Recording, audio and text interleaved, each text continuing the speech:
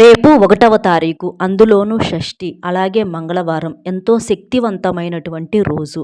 కాబట్టి మీరు రేపు ఒక్క రూ. 5 బిళ్ళతో ఈ పరిహారం గనక చేసినట్లయితే మీకు 5,00,00,000 అప్పు ఉన్నా సరే తీరిపోయి మీరు ఒకరి దగ్గర నుంచి అప్పు తీసుకునే స్థాయి నుంచి ఒకరికి అప్పిచ్చేటటువంటి స్థాయికి ఎదుగుతారు. జీవితంలో ఇక ఎప్పుడూ కూడా మీరు అప్పులు తీసుకోవాల్సినటువంటి పరిస్థితులు అనేవి మీకు రాకుండా ఈ రూ. 5 బిళ్ళ పరిహారం అనేది మంగళవారం రోజున ఎంతో అద్భుతంగా పనిచేస్తుంది. కాబట్టి రూ. 5 బిళ్ళతో ఈ పరిహారం అనేది రేపు రహస్యంగా ఇలా చేసి చూడండి. మీకున్నటువంటి ప్రతి కష్టము ప్రతి అప్పు నుంచి తేలికగా బయటపడి ఒక మంచి స్థాయికి ఎదగటానికి ఈ పరిహారం అనేది బాగా పనిచేస్తుంది. అలాగే ఆ అమ్మవారి యొక్క అనుగ్రహంతో మీ కుటుంబం అంతా కూడా సంతోషంగా ఉండటానికి ఈ పరిహారం చాలా శక్తివంతంగా ఉపయోగపడుతుంది. 5 అంటే మనకు పంచభూతాలకు అంకితం చేయబడింది. 5 అంటే లక్ష్మీదేవికి అలాగే అమ్మవారికి కూడా ఎంతో ఇష్టమైనటువంటి సంఖ్య. 5 ఒక అదృష్ట సంఖ్యగా చెప్పుకోవచ్చు. చాలామంది లక్కీ నెంబర్గా కూడా ఈ 5ను పెట్టుకుంటూ ఉంటారనమాట. ఎందుకంటే ఒక్క రూ. 5 బిళ్ళ ఒక్క 5 అనేటటువంటి నెంబర్ ఏంటంటే మన యొక్క తలరాతను మన యొక్క జాతకాన్నే మార్చేస్తుందనమాట. ఈ ఫస్ట్ తారీఖు ఏంటంటే చాలామంది కూడా 1వ తారీఖు కోసం ఎదురు చూస్తూ ఉంటారండి. ఈ రోజున మనకేంటంటే మంగళవారంతో కూడా కలిసి రావటం, అందులో షష్ఠి కూడా కలిసి వచ్చిందనమాట. ఇలా చేయటం వల్ల ఏంటంటే మీకు నెల మొత్తం కూడా, ఇంకా చెప్పాలంటే సంవత్సరం అంతా కూడా మీకు జీవితంలో డబ్బుకి ఎటువంటి దిగులు అనేది లేకుండా చేయటానికి బాగా ఉపయోగపడుతుందనమాట. మనము మిగిలిన రోజుల్లో ఎంత కష్టపడినా సరే ఈ 1వ తారీఖు వచ్చినప్పుడు ఏంటంటే మనము ఆ కష్టానికి తగినటువంటి ప్రతిఫలాన్ని చేతికి ధనం అనేది అందుతుందనమాట. అంటే చిన్న పని అవ్వచ్చు లేదా పెద్ద పని, ఒక ఉద్యోగమైనా లేదా వ్యాపారం ఏది చేసినా సరే, ఒక చిన్న కూలి పని అయినా సరే ఆ డబ్బు అనేది చేతికి అందినప్పుడు ఆ కష్టాన్ని మర్చిపోయి సంతోషంగా ఉండగలుగుతాము. అయితే ఆ డబ్బు చేతికి అందిన ఆ ఆనందం ఏంటంటే కాసేపు కూడా ఉండకుండా ఖర్చులు అనేవి విపరీతంగా వచ్చి మీద పడుతూ ఉంటాయన్నమాట. ఒక్కొక్కసారి అనుకోని ఖర్చులు కూడా ఎదురవుతూ ఉంటాయి. అది అనారోగ్య పరిస్థితుల వల్ల వచ్చు, వేరే కారణాల వల్ల ఏంటంటే వచ్చిన సంపాదన కన్నా కూడా ఖర్చు అనేది ఎక్కువగా ఉంటుంది. అంటే కాబట్టి మనం అక్కడ పొదుపు చేయలేకపోయినా ఆ వచ్చిన డబ్బు అనేది సరిపోక ఇంకా ఎక్కడైనా అప్పులు చేయాల్సినటువంటి పరిస్థితి అనేది వస్తుందన్నమాట. అలాంటప్పుడు ఏంటంటే చాలా వరకు కూడా రూ. 1 అప్పు తీసుకుంటే ఆ రూపాయికి రూ. 4 వడ్డీలు కట్టి మళ్ళీ అసలంతే ఉండి మళ్ళీ అది తీర్చడం కోసం మళ్ళీ ఇంకో చోట అప్పు చేసి ఇట్లా ఏంటంటే పేకల్లోతు అప్పుల్లో కూరుకుపోతూ ఉంటారనమాట. అది సామాన్య మానవులు మధ్యతరగతి వాళ్ళు ఏంటంటే ఆ అప్పులు తాకిడిని తట్టుకోలేక ఉన్న ఇల్లు అమ్ముకొని, ఏదన్నా భూములు ఉంటే భూములు అమ్ముకొని, పొలాలు అమ్ముకొని కూడా అప్పులు కట్టాల్సినటువంటి పరిస్థితులు అనేవి వస్తాయి అన్నమాట. అంటే ఒక అప్పు ఏంటంటే ఒక నిండు కుటుంబాన్ని కూడా రోడ్డు మీదకు లాక్కొస్తుందన్నమాట. అంత ఇదిగా అప్పు అనేది ఉంటుంది. కాబట్టి అలాంటి అప్పు నుంచి బయటపడటానికి ఈ మంగళవారం సరైనటువంటి రోజుగా చెప్పుకోవచ్చు అనమాట. ఈ మంగళవారం ఏంటంటే కొన్ని నియమాలతో ఈ పరిహారం అనేది చేసుకోవాల్సి ఉంటుంది. కాబట్టి వీడియోని ఎక్కడా స్కిప్ చేయకుండా చివరి వరకు విని ఒక లైక్ ఇచ్చి సపోర్ట్ చేయండి. ఈ మంగళవారం రేపేంటంటే చక్కగా సూర్యోదయానికి ముందుగానే లేచి ఇంటిని వాకిలిని శుభ్రం చేసుకొని వాకిట్లో కూడా చక్కగా మీకు అంటే పల్లెటూరు అనుకోండి, చక్కగా కాస్తంత పేడ కానీ, అదే సిటీస్లో అనుకోండి మనకి పసుపు పౌడర్స్ అని అమ్ముతూ ఉంటారు. వాటిని నీటిలో కలిపేసేసి చక్కగా పచ్చగా వాకిట్లో కల్లాపు చల్లుకొని ముగ్గులు వేసుకొని పసుపు కుంకుమలు చల్లుకుంటే లక్ష్మీదేవి ఇంటి లోపలికి వద్దన్నా కూడా అడుగు పెడుతుందన్నమాట. అలాగే కాస్తంత గడపకు కూడా పసుపు రాసుకోవటము, కుంకుమ బొట్లు పెట్టుకోవటం మనకు ఆషాఢ మంగళవారంతో కూడా కలిసి వచ్చింది కాబట్టి అద్భుతమైనటువంటి రోజుగా చెప్పుకోవచ్చు అనమాట. ముఖ్యంగా ఈ ఆషాఢ మంగళవారం ఏంటంటే మనకున్నటువంటి చెడుని తీసేసుకోవటానికి మంచి రోజుగా చెప్పుకోవచ్చు. అలాగే ఏంటంటే ఇంటిని కూడా శుద్ధి చేసుకోవాలి. కాస్త నీటిలో రాళ్ళ ఉప్పు వేసుకొని ఇల్లు తుడుచుకోవటం, అలాగే పసుపు నీటిని చల్లుకోవటము. చక్కగా రేపేంటంటే తలస్నానం మాత్రం చేయకూడదండి, అది గుర్తుపెట్టుకోండి. మామూలుగా వంటి స్నానం చేసేసి మీరు ఎరుపు రంగు బట్టలు, నలుపు రంగు బట్టలు రేపు ప్రత్యేకంగా ధరించకూడదు. మంగళవారం రోజున ఎరుపు రంగులో ఉండేటటువంటి కూరగాయలు కూడా వండుకోకూడదు. ముఖ్యంగా వచ్చేటప్పటికి టమాటాలు ఎరుపు రంగులో ఉంటాయి కాబట్టి టమాటాలు వండకూడదు, తినకూడదు. అలాగే ఎర్ర కందిపప్పు కానివ్వండి, ఇలా ఎరుపు రంగులో ఉండేటటువంటివి ఏవి కూడా మీరు ఇంటికి తీసుకొచ్చుకోవద్దు. అలాగే వండకూడదు, తినకూడదు. అలాగే మాంసాహారం కూడా వండకూడదు, తినకూడదు. ఎరుపు రంగు బట్టలు కూడా వేసుకోకూడదు. గోళ్ళు కత్తిరించుకోవటం, జుట్టు కత్తిరించుకోవటము ఇలాంటి పనులు చేయవద్దు. ఇలాంటివి చేయటం వలన ఏంటంటే చాలా రకాలుగా నష్టాల పాలయ్యే అవకాశం అనేది ఉంటుందన్నమాట. ఎందుకంటే మంగళవారం అంటే కుజుడుకు సంబంధించినటువంటి రోజు. కుజుడు అంటే కాస్తంత కోపంగా ఉంటాడు, ఎరుపు రంగులో ఉంటాడనమాట. కాబట్టి అంటే కొంచెం ఇబ్బందులు వచ్చేటటువంటి గ్రహంగా చెప్పుకోవచ్చు. కాబట్టి మనం ఇలాంటివి చేయకుండా ఉంటే కుజుడు యొక్క ఆగ్రహానికి గురవ్వకుండా ఉంటాము, లక్ష్మీదేవి యొక్క అనుగ్రహానికి గురవుతామన్నమాట. కాబట్టి చక్కగా ఇలాంటి సింపుల్గా నియమాలు అనేవి పాటించాలి. అలాగే రేపేంటంటే మీరు అప్పుగా ఎవరికి డబ్బులన్నా ఇవ్వటం కానివ్వండి, అలాగే అప్పుగా ఎవరి దగ్గరన్నా తీసుకోవటం కానివ్వండి, పొరపాటును కూడా చెయ్యవద్దు. ఇంకా మీకు అప్పు ఒకవేళ ఎవరికన్నా తీర్చుకోవాలి, మీరు ఎవరికన్నా డబ్బులు అప్పుగా ఇవ్వాల్సి వచ్చిందనుకోండి, ఎవరికన్నా అయితే ఇచ్చేసేయండి. రేపు గనక మీరు అప్పు తీర్చారంటే మాత్రం ఇక జీవితంలో మళ్ళీ మీరు ఎక్కడా కూడా అప్పు చేయాల్సినటువంటి ఆ పరిస్థితి దుస్థితి అనేది రాదని చెప్పుకోవచ్చు అనమాట. కాబట్టి అప్పు తీర్చుకోవటానికి ఒక మంచి సమయము. ఒకవేళ రేపు తీర్చుకోలేకపోయినా కూడా రేపు చేసేటటువంటి పరిహారం వలన మీరు అప్పు తీర్చుకోలేక ఇబ్బంది పడి ఎట్లాగైతే నలిగిపోతూ ఉన్నారో మానసికంగా మీలో మీరు, అంటే ఏదన్నా తాకట్టులో పెట్టడం కానివ్వండి, ఏదన్నా అమ్ముకోవాలని కానివ్వండి, ఇలాంటివి ప్రయత్నాలు చేస్తూ ఉంటారు. తీర్చే శక్తి అనేది సరిపోదనమాట ఇంటి పరంగా. అలాంటప్పుడు అలాంటివన్నీ కూడా తొలగిపోయి మీకు అప్పు తీర్చేటటువంటి మార్గాలను ఆ తల్లి కల్పిస్తుందనమాట. కాబట్టి రేపు చక్కగా ఈ పరిహారం అనేది అద్భుతంగా సిద్ధిస్తుంది. కాబట్టి మీరేం చేస్తారంటే ఈ పరిహారానికి ₹5 బిళ్ళ అనేది కావాలి. అలాగే మీ పరంగా మీ మీద ఎవరన్నా మీ ఇంటి మీద చెడు ప్రయోగాలు చేసినా, మీ మీద ఎవరన్నా చెడు ప్రయోగాలు చేసినా, మీ మీద కానీ మీ ఇంటి మీద కానీ ఏదన్నా నరదిష్టి ప్రభావం ఉన్నా, బంధువుల ఏడుపులు, మంది ఏడుపులు ఉన్నా కూడా ఇలాంటివన్నీ కూడా పూర్తిగా తొలగిపోతాయని చెప్పుకోవచ్చు. అలాగే రేపు ఏదన్నా దూర ప్రయాణాలు ఉన్నా కూడా దూర ప్రయాణాలు చేయటం అంత శ్రేయస్కరం కాదు. లేదు మరీ తప్పదు అవసరము అని అనుకుంటే మాత్రం ఒక నిమ్మకాయని మీరు పూజ చేసుకుంటారు కదా, ఆ నిమ్మకాయని లేదా ఒక వెల్లుల్లి రెబ్బను కానీ దగ్గర పెట్టుకుని మీరు ప్రయాణం చేయవచ్చు.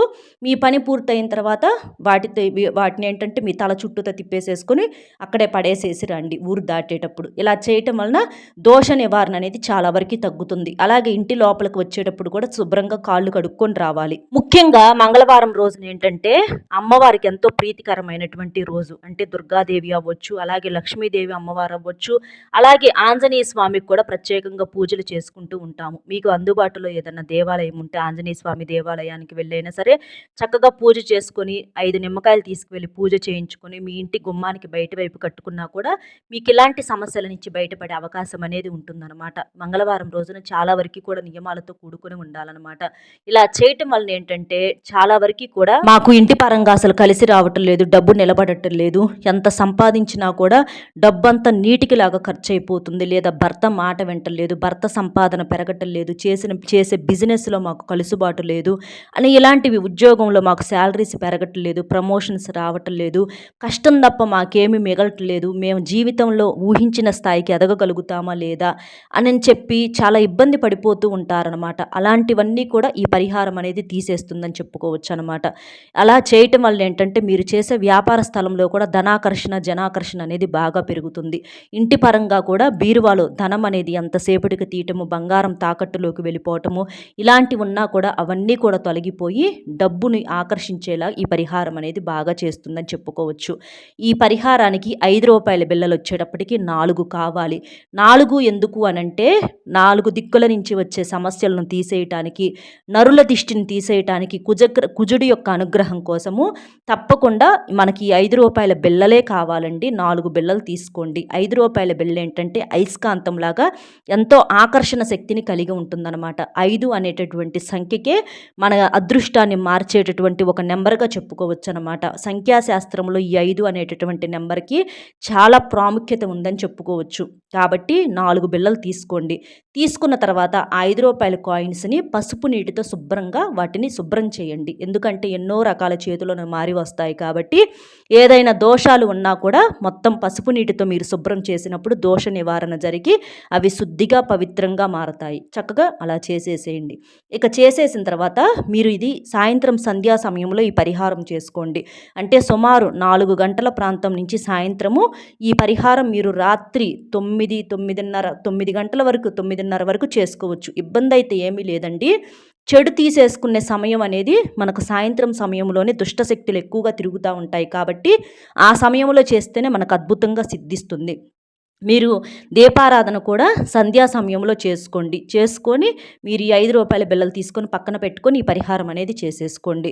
మీకు ఈ 4 తీసుకోవాలి రూ. 5 బిళ్ళలు. తీసుకున్న తర్వాత మంచి గంధం ఉంటుంది కదా, ఆ మంచి గంధాన్ని ఒక ప్లేట్లో వేసుకోండి. వేసుకున్న తర్వాత దాంట్లో రోజ్ వాటర్ కలిపి మనము చక్కగా ఇక్కడ చూపించినట్లుగా పేస్ట్ లాగా చేసుకొని ఈ గంధం పేస్ట్ను రెడీ చేసుకోవాలన్నమాట. ఇక్కడ గంధము ఎందుకంటే పసుపు కన్నా కూడా గంధం చాలా శక్తివంతమైనది. గంధం ఏంటంటే మనకు ఒక సుగంధమైనటువంటి వస్తువు, దైవానికి నివేదన చేయబడినటువంటి ఒక పదార్థంగా చెప్పుకోవచ్చు అనమాట. మంచి గంధం అనేది చాలా పవర్ఫుల్గా అద్భుత శక్తులు అనేవి ఈ గంధంలో ఉంటాయి. చెడును తీసేసేయటానికి ఈ గంధం చాలా బాగా ఉపయోగపడుతుంది. వాటర్ కాకుండా రోజ్ వాటర్ కలపండి. అలా కలిపిన ఈ మిశ్రమాన్ని రూ. 5 బిళ్ళల 4టికి పట్టించండి.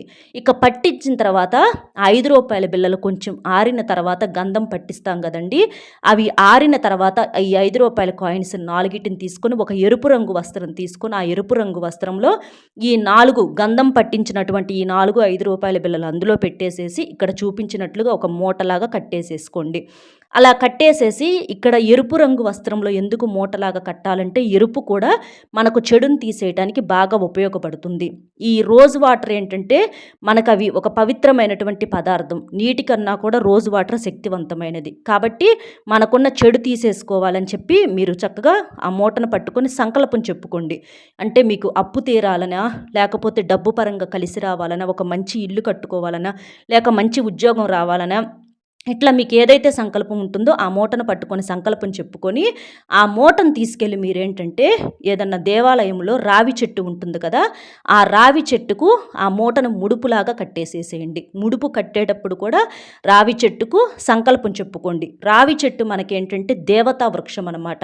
రావి చెట్టులో విష్ణుమూర్తి కొలువై ఉంటాడు. ప్రత్యేకంగా ఈ ఆషాఢ మాసం అంటే విష్ణుమూర్తి లక్ష్మీదేవులకు పూజ చేస్తూ వాళ్ళకు సంబంధించినటువంటి మాసం అన్నమాట. కాబట్టి విష్ణుమూర్తి అనుగ్రహం మీకు ఎప్పుడైతే కలుగుతుందో అప్పుడు మీకు లక్ష్మీదేవి యొక్క అనుగ్రహం కూడా కలుగుతుంది. చక్కగా ఆ మూటకు కూడా మీరేంటంటే కాస్తంత ధూపం చూపించండి. అంటే సాంబ్రాణి పొగ వేసి కాస్త హారతి కర్పూరం కూడా ఇచ్చేసి ఆ మూటకి చక్కగా మీరు మనసులో సంకల్పం చెప్పుకొని ఈ రావి చెట్టుకు కట్టిరండి. అలాగే రావి చెట్టును కూడా తాకి నమస్కారం చేసుకొని అక్కడ కూడా మీ సంకల్పం చెప్పుకోండి. అప్పు ఉంటే తీరిపోవాలి, జీవితంలో ఇక మేము ఎప్పుడు అప్పు చేయకూడదు, మేము జీవితంలో డబ్బు పరంగా మంచిగా ఎదగాలి, ఒక స్థాయిలోకి రావాలి అని అనుకుంటున్నామని చెప్పేసేసి మీకు మనసులో ఏదైతే సంకల్పం ఉంటుందో చక్కగా ఆ సంకల్పం చెప్పుకొని ఆ ముడుపును అక్కడ కట్టేసేసి మామూలుగా మీరు నమస్కారం చెప్పుకొని ఇంటికి వచ్చేసేసేయండి. ఇక మీ అప్పు తీరిపోయినట్లేనండి. లేదా మీకు ఏదైతే కోరిక ఉంటుందో ఆ కోరిక తీరినట్లే. ఎందుకంటే చాలా శక్తివంతమైంది ఈ పరిహారం. ఇలా చేయటం వలన ఖచ్చితంగా మీరు ఏదైతే కోరుకుంటారో ఆ కోరిక అద్భుతంగా తీరుతుంది. మరి ఇదంతా మంగళవారం సాయంత్రం సంధ్యా సమయంలో మేము ఈ మూటను సిద్ధం చేసుకుంటే మంగళవారం ఎలా కడతాము అన్న సందేహం మీకు రావచ్చు రావి చెట్టు దగ్గర. మీరు ఈ మంగళవారం ఇదంతా చేసుకొని సాయంత్రం సంధ్యా సమయంలో అంటే రాత్రి 10 గంటల వరకు ఈ పరిహారం చేసుకోవచ్చు. ఆ మూటను మీరు దేవుడి ముందల అలాగే ఉంచేసేయండి. ఉంచేసేసి మరుసటి రోజు బుధవారం రోజున వెళ్ళి ఈ మూటను రావి చెట్టు దగ్గర కట్టేయండి.